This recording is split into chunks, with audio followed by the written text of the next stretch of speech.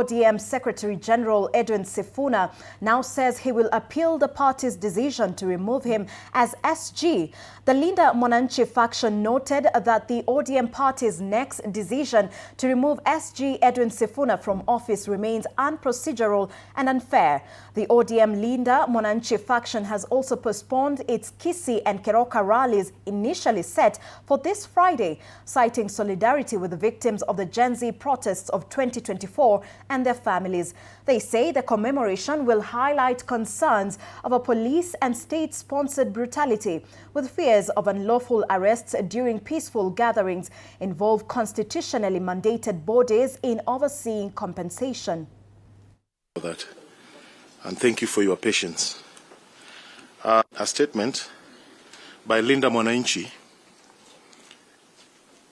We wish to inform our members, supporters, and the public at large that the Linda Mwananchi Kisii and Keroka rallies scheduled for Friday, June 26, 2026, have been postponed to Friday, July 3rd, 2026. We will join other Kenyans of goodwill to stand in solidarity with the victims of the Gen Z protests of 2024 and their families, and in remembrance of those who were killed or are forcefully disappeared.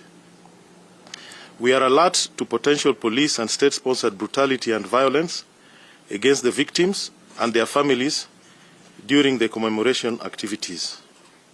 We reasonably anticipate unlawful arrests during the peaceful commemoration event. Consequently, it will be necessary to remain vigilant and engaged during this period. We call upon the police to ensure the safety and protection of all citizens who will participate in the peaceful commemoration activities.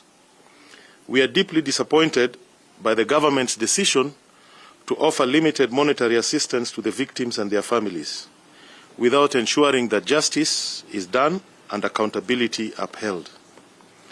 The lack of transparency in the compensation process and government refusal to allow the constitutionally mandated bodies to oversee the process is compounding the pain of the victims and their families. There is no pathway to reconciliation and a commitment never to repeat the killings and injure innocent Kenyans. Finally, late last evening, we were made aware of the decision by the ODM party, NEC, purporting for the second time to remove Secretary General Edwin Sifuna from office. On the face of it, the decision bears similarities with the first one in February, unprocedural, unfair, and contrary to the party's constitution. After consultation with our legal teams earlier this morning, it has been decided to once again test the propriety of the purported ouster in the courts, because we are convinced it should suffer the same fate as the first one in February. End of statement. Unfortunately, we will not take any questions. Thank you very much.